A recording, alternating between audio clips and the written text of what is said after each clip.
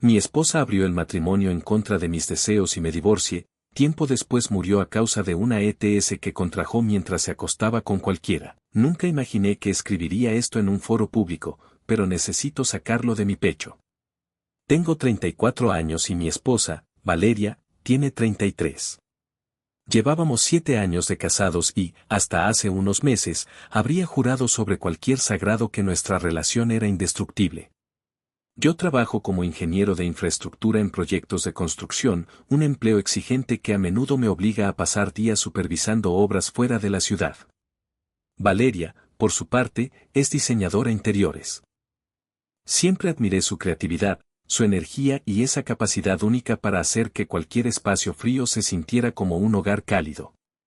Sin embargo, no me di cuenta de en qué momento esa misma búsqueda de novedad terminó por consumir las bases de nuestra vida juntos. Todo comenzó a desmoronarse durante la primavera. Tuve que trasladarme durante 10 días a una provincia vecina para auditar la cimentación de un puente. Era un trabajo agotador, de 12 horas diarias bajo el sol, pero la idea de volver a casa con Valeria al final de la semana era lo único que me mantenía en pie. Hablábamos por teléfono cada noche antes de dormir. La cuarta noche, mientras yo estaba en la habitación del hotel revisando unos planos en la laptop, hicimos una videollamada. Ella estaba en nuestra sala, sirviéndose una copa de vino. ¿Sabes? He estado pensando mucho en nosotros últimamente, dijo de pronto, ajustándose el cabello detrás de la oreja con una serenidad pasmosa. ¿En nosotros? ¿Pasa algo malo, mi amor? Pregunté, dejando los planos a un lado. No malo, solo, diferente. Estaba leyendo un ensayo sobre las dinámicas de pareja modernas y me hizo reflexionar. Nos queremos, nos respetamos, pero llevamos años en la misma rutina. ¿Nunca has sentido que nos estamos perdiendo de experimentar la vida en su totalidad? Me reí levemente, pensando que se refería a hacer un viaje largo o mudarnos de casa. Supongo que la rutina es normal, vale. Pero nos va bien, ¿no? ¿A qué te refieres exactamente? Valeria tomó un sorbo de vino, miró fijamente a la cámara y soltó las palabras con una naturalidad que me congeló la sangre en las venas. Deberíamos abrir nuestro matrimonio. Experimentar con otras personas. Creo que nos daría una perspectiva fresca, nos liberaría de la posesividad y, al final, haría que nuestro vínculo fuera mucho más fuerte. El silencio que siguió en la habitación del hotel fue tan denso que podía escuchar el zumbido del aire acondicionado. El estómago se me revolvió al instante. Sentí un vacío helado en el pecho, como si la estructura de un edificio entero se hubiera derrumbado sobre mí. Dime que estás bromeando, dije con la voz rasposa, fijando la mirada en la pantalla. Valeria rodó los ojos y suspiró con fastidio, como si yo fuera un niño pequeño que no entendía una lección simple. Por favor, no te pongas dramático, Mateo. No estoy diciendo que no te ame. Al contrario, esto lo digo desde la madurez. Parejas muy consolidadas lo hacen hoy en día. Mantiene viva la chispa. No me interesa ninguna chispa que implique que estés con otro hombre, respondí, intentando mantener el control de mi voz aunque las manos me temblaban. Yo me casé contigo para ser exclusivos.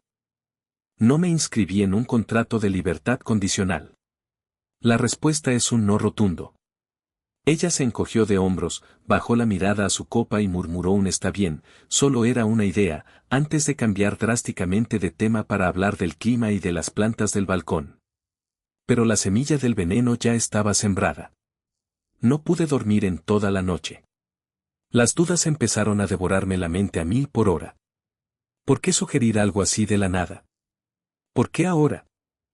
Al día siguiente, incapaz de concentrarme en la obra y devorado por la ansiedad, le pedí a mi asistente que se hiciera cargo del resto de la inspección y tomé el primer autobús de regreso a la ciudad. Llegué a nuestro apartamento a mitad de la tarde, sin avisar. El lugar estaba en absoluto silencio. Valeria no estaba, seguía en su estudio de diseño. En lugar de sentirme aliviado, el instinto me impulsó a hacer algo de lo que no me sentía orgulloso, revisé el armario, los cajones de su escritorio y el cesto de la ropa sucia buscando cualquier rastro, cualquier pista de que alguien más hubiera estado allí. No encontré nada. Cuando Valeria llegó a casa un par de horas después y me vio sentado en el sofá de la sala, no pareció sorprendida. Dejó sus llaves sobre la mesa, se cruzó de brazos y me miró con una sonrisa amarga.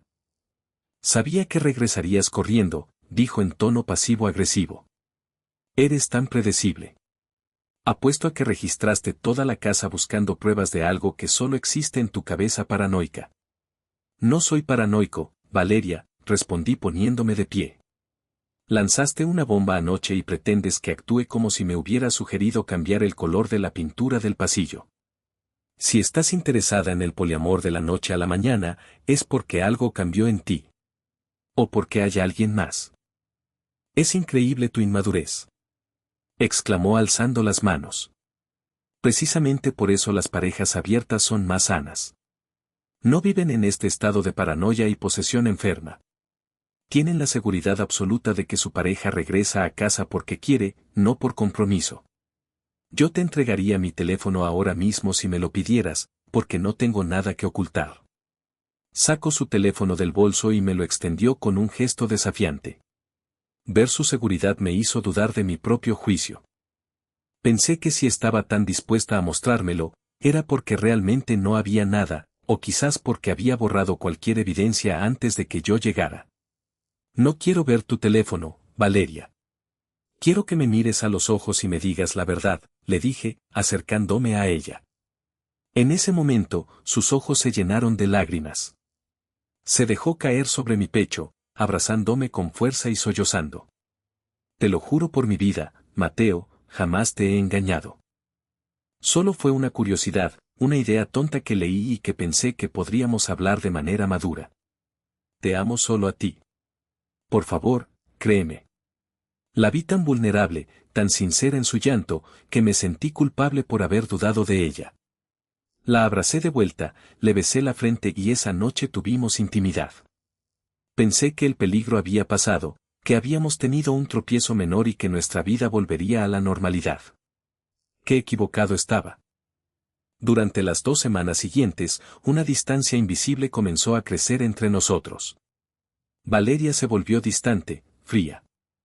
Cenábamos en silencio mientras ella mantenía la mirada fija en la pantalla de su teléfono, sonriendo levemente a ráfagas y bloqueando la pantalla cada vez que yo me levantaba de la silla. Empezó a llegar tarde del trabajo argumentando que tenía entregas urgentes de clientes importantes. Cada vez que intentaba hablar con ella sobre su actitud, se ponía a la defensiva, acusándome de asfixiarla y volviendo a ofrecer su teléfono con sarcasmo. La tensión alcanzó su punto máximo cuando mi empresa me notificó que debía viajar a Colombia durante 3 semanas para supervisar la fase inicial de un proyecto vial masivo. Era un paso crucial para mi carrera, una promoción casi asegurada, pero la idea de dejar a Valeria sola en este estado me aterraba. Acepté el viaje a regañadientes, esperando que la distancia física nos diera un respiro a ambos. Los primeros días en Bogotá me mantuve en contacto constante. Le enviaba mensajes largos contándole sobre la ciudad, preguntándole por su día y reiterándole cuánto la extrañaba. Sus respuestas, sin embargo, eran cada vez más breves y frías.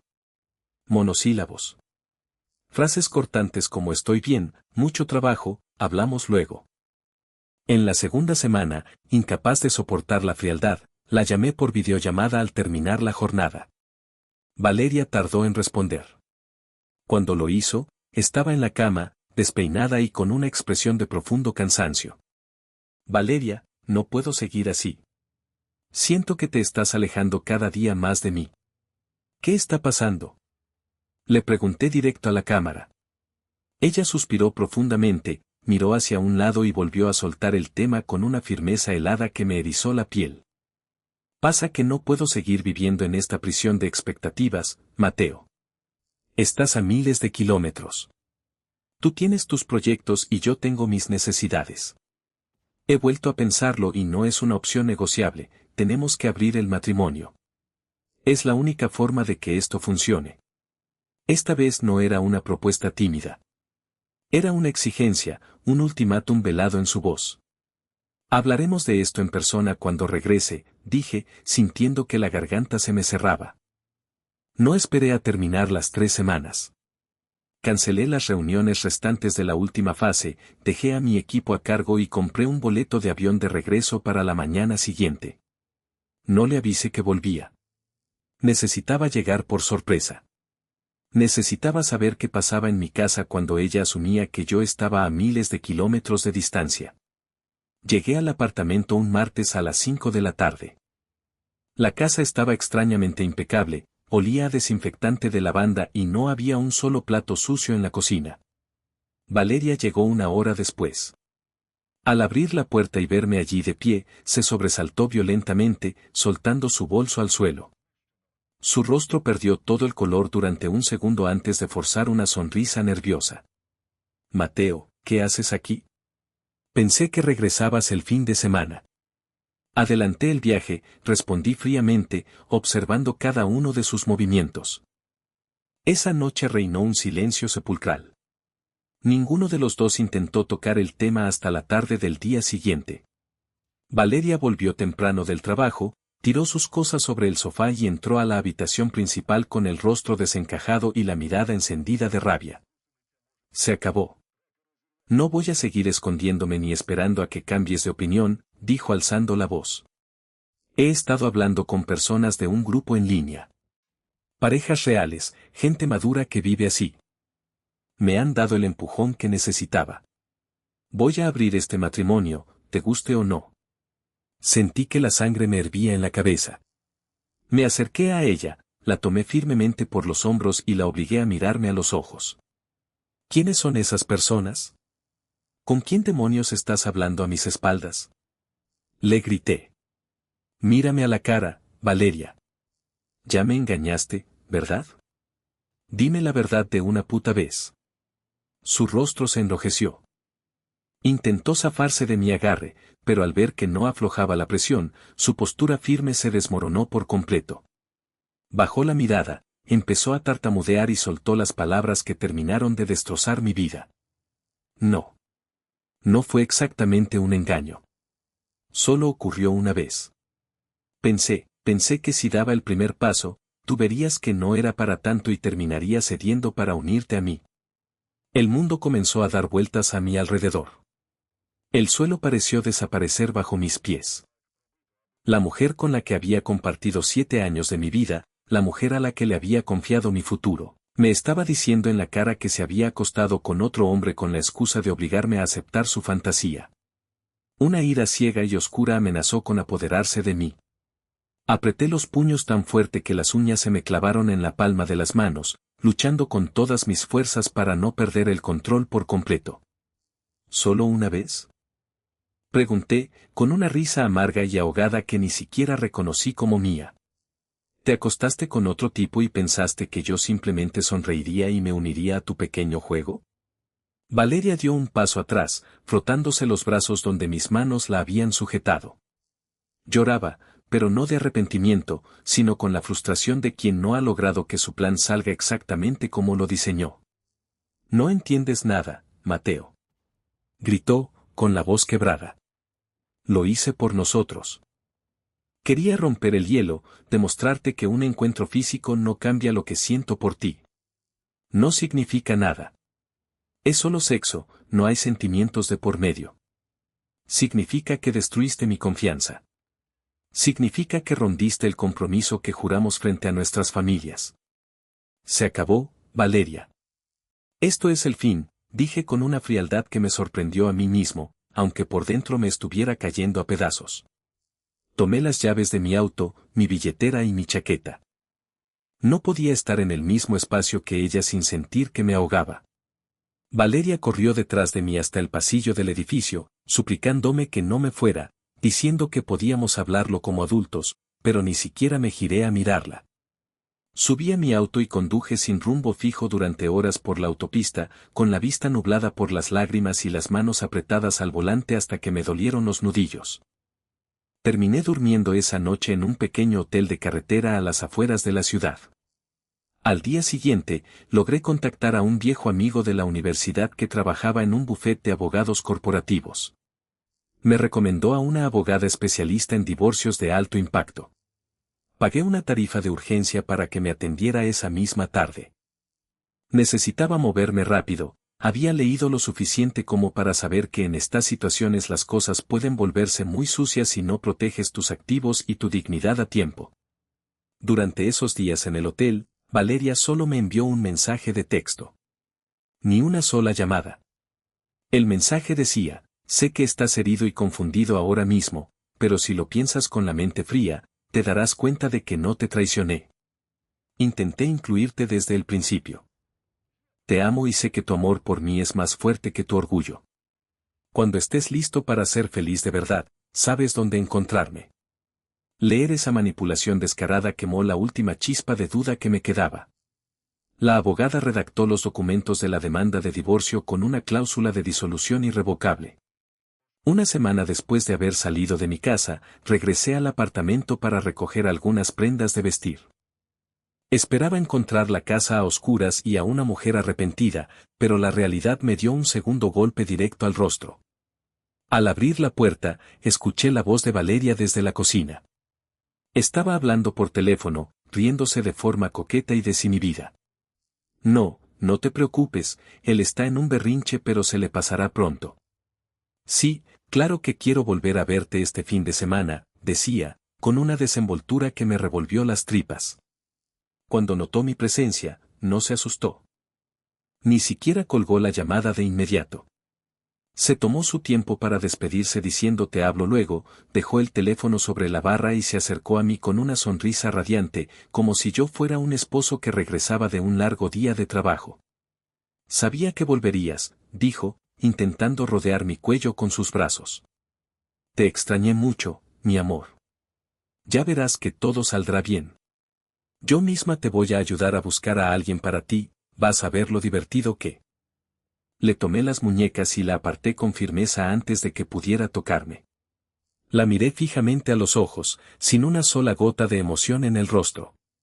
Firmé los papeles del divorcio, Valeria. Mi abogada ya introdujo la demanda. Se quedó paralizada un segundo.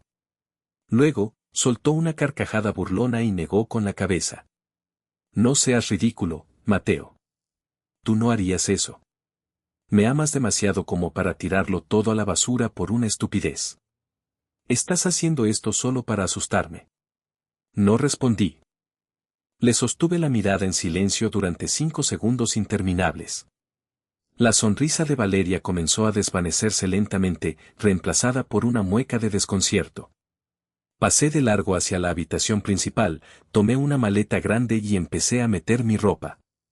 No quería iniciar una batalla campal en ese momento porque no tenía la logística lista para mudarme por completo. Conocía historias de hombres cuyas exparejas destruían sus pertenencias o inventaban falsas acusaciones cuando se veían acorraladas, así que decidí jugar con astucia. Durante la siguiente semana, alquilé un apartamento amueblado en el centro de la ciudad.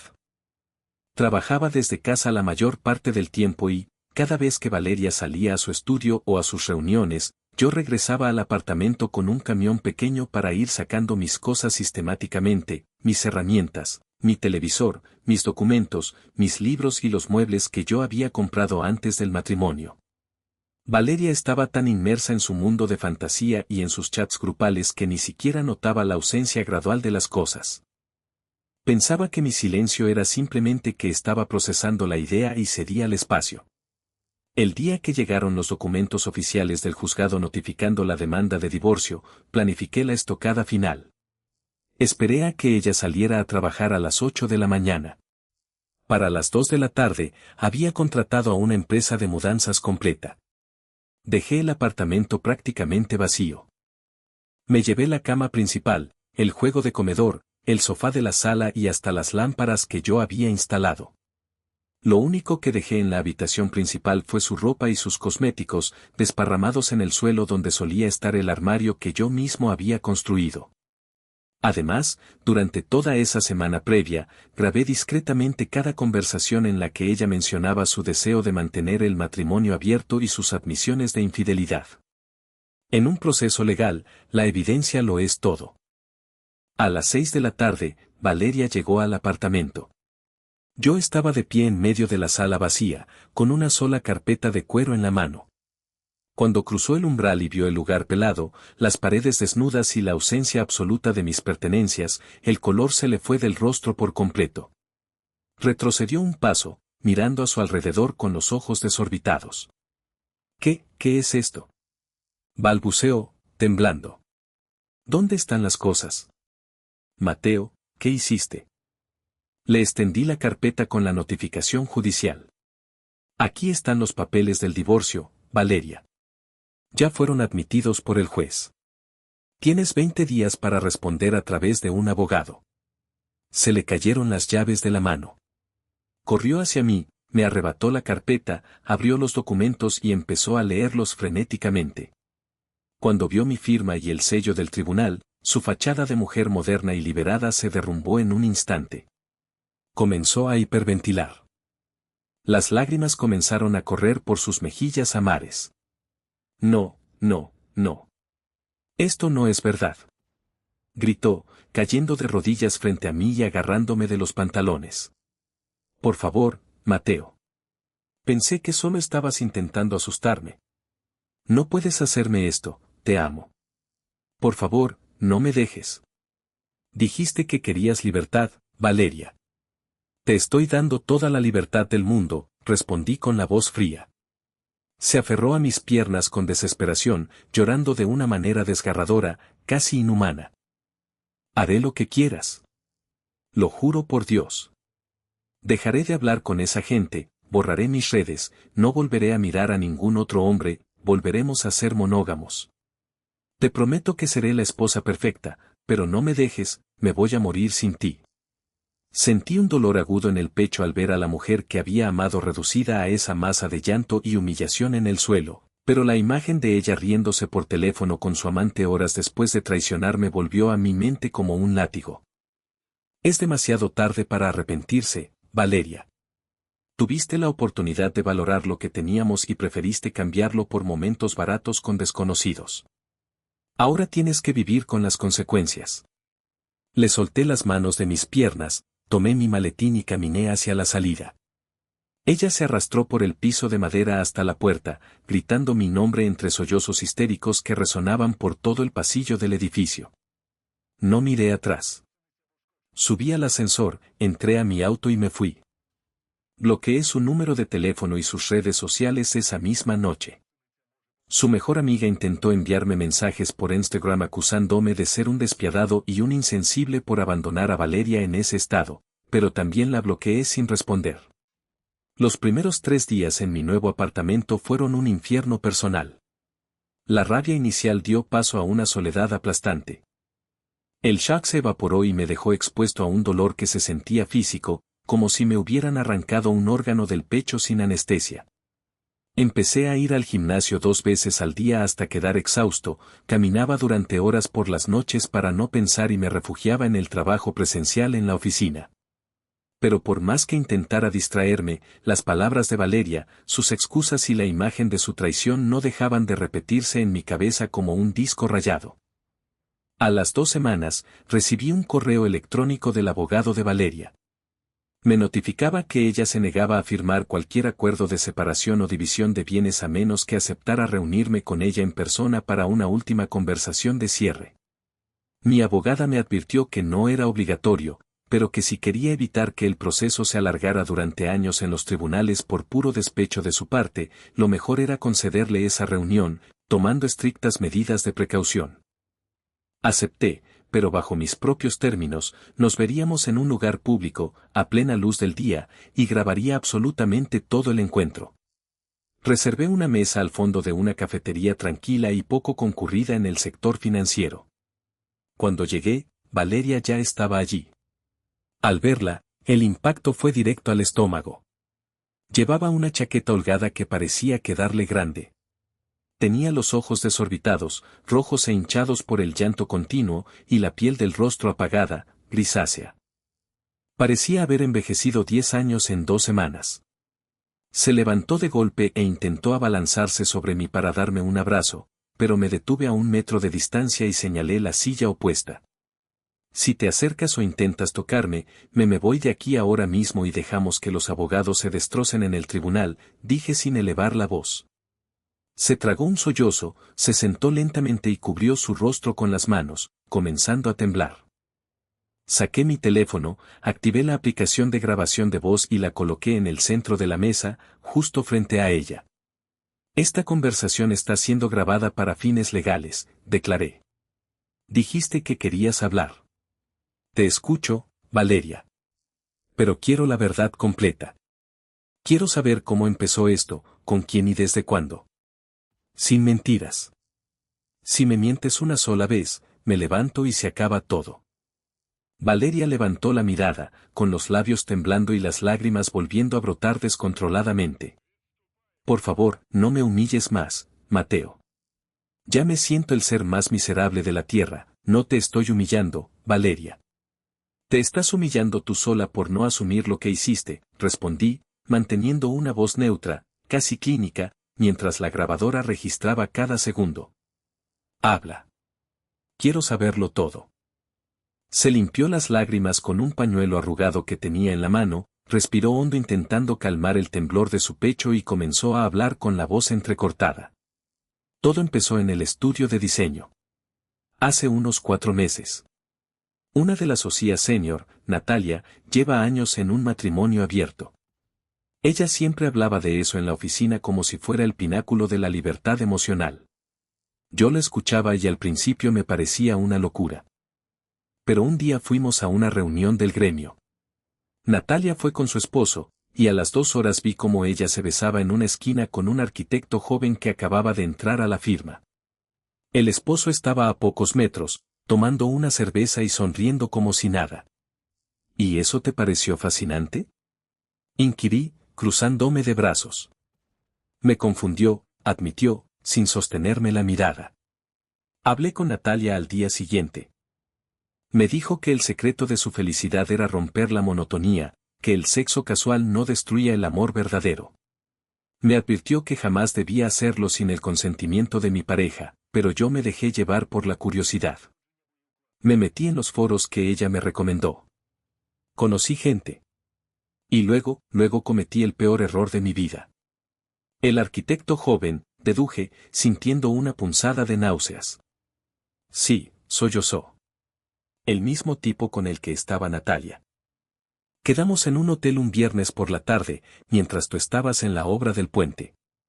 Pensé que si lo probaba una vez, entendería la dinámica y así me resultaría más fácil convencerte cuando regresaras. Pensé que cuando vieras que yo no cambiaba contigo, terminaría cediendo y lo haríamos juntos. Me das asco, Valeria, dije, sintiendo que la rabia amenazaba con romper mi fachada helada. Pero no me vengas con que fue solo una vez. Mi instinto me dice que hay mucho más. ¿Cuántas veces?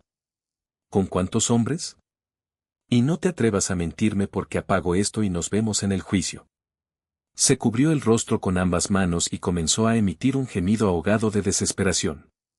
Suplicó que apagase la grabadora, me pidió piedad, pero me mantuve inmóvil como una piedra. Necesitaba la confesión completa registrada. Finalmente, la presión la quebró por completo. Fueron 3 hombres distintos, confesó entre convulsiones de llanto. El arquitecto. Un sujeto que conocí en el foro, y un cliente del estudio. Ocurrió durante las 3 semanas que estuviste en Bogotá. Fueron 6 o 7 encuentros en total. Y una vez estuve con 2 de ellos en un departamento que alquilaron. Escuchar los detalles crudos fue como recibir un impacto de demolición directo en las costillas. Me quedé sin aire durante unos segundos. El dolor físico de la traición era casi insoportable, pero no dejé que se notara en mi rostro. La escuché hablar de cómo la culpa la estaba comiendo por dentro, de cómo cada encuentro la hacía sentirse más vacía, y de cómo intentó forzar la apertura del matrimonio para justificarse a sí misma que no era una infiel, sino una mujer avanzada a su época. Nada de eso significó nada para mí, Mateo, suplicó, intentando alcanzar mi mano sobre la mesa. Ninguno de ellos te llega ni a los talones. Te juro por la memoria de mi madre que estoy arrepentida. Déjame demostrarte que puedo cambiar. Vamos a terapia de pareja, mudémonos de ciudad, hagamos lo que sea necesario. Por favor, nuestro amor no puede morir por esta estupidez. El amor no se murió, Valeria. Tú lo asesinaste, dije, retirando mi mano bruscamente antes de que pudiera tocarme. La confianza rota no se reconstruye con promesas ni con llantos. Cada vez que te mire, no veré a la mujer con la que me casé, veré a una desconocida que metió a extraños en nuestra vida por puro capricho. La separación es definitiva. Me levanté de la mesa, guardé el teléfono con la grabación asegurada en la nube y dejé dinero en efectivo para pagar los cafés. Valeria se levantó de golpe, me tomó del brazo con todas sus fuerzas y se desmoronó sobre sus rodillas en medio de la cafetería, llorando a gritos, pidiéndome perdón frente a todos los clientes y meseros que observaban la escena con estupor. No me volví. Le solté los dedos con firmeza, me di la vuelta y salí al aire fresco de la calle. Las primeras lágrimas de impotencia corrieron por mis mejillas mientras caminaba hacia mi auto. 3 días después, recibí una llamada del padre de Valeria, don Roberto. Era un hombre mayor, recto y trabajador, a quien yo siempre había respetado profundamente. Con la voz quebrada, me pidió que nos viéramos en un parque cerca de su casa.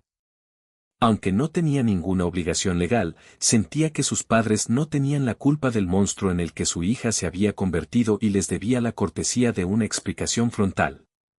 Me reuní con don Roberto y su esposa, doña Elena. El ambiente era desolador. Ambos se veían envejecidos, con la mirada triste y derrotada. Doña Elena me tomó de las manos al verme y no pudo contener el llanto. Mateo, hijo, no venimos a justificarla, dijo don Roberto con la voz temblorosa. Lo que Valeria te hizo no tiene perdón de Dios ni de nadie. Nos contó todo, deshecha en lágrimas. Estamos profundamente avergonzados de la crianza que le dimos y fue capaz de una bajeza semejante. Solo estamos preocupados por ella, Mateo, intervino doña Elena, apretándome los dedos. Se encerró en su antigua habitación en nuestra casa. No come, no se baña, se pasa los días tirada en la cama llorando hasta convulsionar. Pidió una licencia médica en el trabajo porque no puede sostenerse en pie. Tememos que se haga algo drástico. ¿No habrá absolutamente ninguna posibilidad de que, con el tiempo y mucha ayuda profesional, puedan perdonarse? Mire a los ojos a esos 2 ancianos que me habían acogido como a un hijo durante 7 años. Sentí una lástima infinita por ellos, pero mi decisión era un muro de concreto. Los respeto y los quiero muchísimo a ustedes, les dije con suavidad pero con absoluta firmeza. Pero mi matrimonio con Valeria se acabó para siempre. Si me quedo a su lado, me destruiré a mí mismo para intentar salvar a alguien que no dudó en traicionarme. Les pido que la cuiden, que la lleven a un psiquiatra, pero por favor, no me pidan que vuelva a ese infierno. Don Roberto asintió lentamente, se secó una lágrima con el pañuelo y me abrazó con fuerza. Entiendo, hijo. Eres un hombre de honor y no merecías esto. Que Dios te bendiga y te ayude a sanar. Los meses siguientes se convirtieron en una maratón burocrática y legal. Gracias a las grabaciones que obtuve y a la evidencia de su confesión, el proceso de divorcio avanzó sin que Valeria pudiera disputar los bienes adquiridos a mi nombre. En las audiencias preliminares a las que debió asistir, apenas podía mantenerse erguida. Estaba pálida, sumamente delgada, con una mirada perdida que reflejaba un abismo de culpa y autodestrucción. Finalmente, casi un año después de aquella conversación inicial en la videollamada, el juez dictó la sentencia definitiva de divorcio. Quedamos legalmente separados. Yo vendí el apartamento amueblado, cambié de empleo a una firma internacional que me permitía viajar constantemente y me he enfocado en reconstruir mi paz mental desde cero. Pasaron 10 años en los que no volví a saber absolutamente nada de Valeria ni de su familia. Me concentré en mi trabajo, asistí a terapia durante 2 años para superar el trauma de la traición y, eventualmente, la vida me volvió a sonreír. Conocí a una mujer maravillosa llamada Sofía, una arquitecta con principios sólidos, madura y transparente. Nos casamos años más tarde y formamos una familia hermosa. Tuvimos 2 hijos que se convirtieron en el centro de mi universo. La sombra de Valeria se había reducido a un vago recuerdo distante, una cicatriz antigua que ya no dolía. Hasta que hace apenas 2 meses, mientras estaba en mi oficina revisando los avances de una nueva obra, mi teléfono sonó. El identificador mostraba un número desconocido pero con la clave de mi antigua ciudad. Contesté por rutina profesional. Bueno. Mateo, habla don Roberto, dijo una voz extremadamente anciana y desgastada del otro lado de la línea. Un escalofrío me recorrió la espalda al reconocer al padre de Valeria después de más de una década. Don Roberto. ¡Qué sorpresa! ¿Cómo está usted? ¿Pasa algo? Se produjo un largo silencio en la línea, interrumpido únicamente por la respiración agitada del anciano. Mateo, llamo porque pensé que tenías el derecho de saberlo. Valeria. Valeria falleció anoche. La noticia me cayó como un balde de agua helada. Me quedé sin palabras, aferrado al teléfono en medio de mi oficina vacía, sintiendo como el pasado regresaba de golpe para cobrar su última factura. Se hizo un silencio sepulcral en la línea. Apoyé el codo sobre el escritorio y me pasé la mano por la cara, tratando de asimilar las palabras de don Roberto. Aunque hacía más de una década que mi matrimonio con Valeria había terminado y el dolor se había transformado en indiferencia, escuchar que la mujer con la que compartí 7 años de mi vida ya no estaba en este mundo provocó una sacudida extraña en mi pecho. Lo siento mucho, don Roberto, dije finalmente, con la voz suave y llena de respeto. De verdad lo lamento por usted y por doña Elena. ¿Qué fue lo que pasó? El anciano soltó un fuerte disparo de aire, un suspiro cargado con el peso de 10 años de sufrimiento ininterrumpido. Fue una agonía muy larga, Mateo. Después de que el divorcio se concretó, Valeria jamás volvió a ser la misma, comenzó a explicar don Roberto, quebrándose por momentos. Se encerró en nuestra casa y se negó por completo a rehacer su vida. Dejó de trabajar, cortó lazo con todas sus amistades y se volvió una sombra de sí misma. Pero el verdadero drama comenzó un par de años después, cuando empezó a sufrir infecciones recurrentes y una fatiga extrema que no la dejaba levantarse de la cama. Me quedé en silencio, escuchando atentamente. La llevamos a múltiples especialistas, continuó el anciano. Tras docenas de análisis, los médicos descubrieron que en aquellos encuentros casuales que tuvo en su momento, contrajo el virus de inmunodeficiencia humana. Lamentablemente, debido a su estado de depresión severa, el aislamiento absoluto en el que vivía y la mala alimentación crónica a la que se sometió por la culpa, jamás nos dijo que se sentía mal a tiempo. Cuando finalmente descubrimos lo que tenía, el virus ya se había desarrollado en una fase avanzada de síndrome de inmunodeficiencia adquirida. Un frío glacial me recorrió la espina dorsal. Sentí que el estómago se me encogía en un nudo apretado. Su sistema inmune estaba completamente destruido, añadió don Roberto. Su cuerpo no resistió las complicaciones de los últimos meses.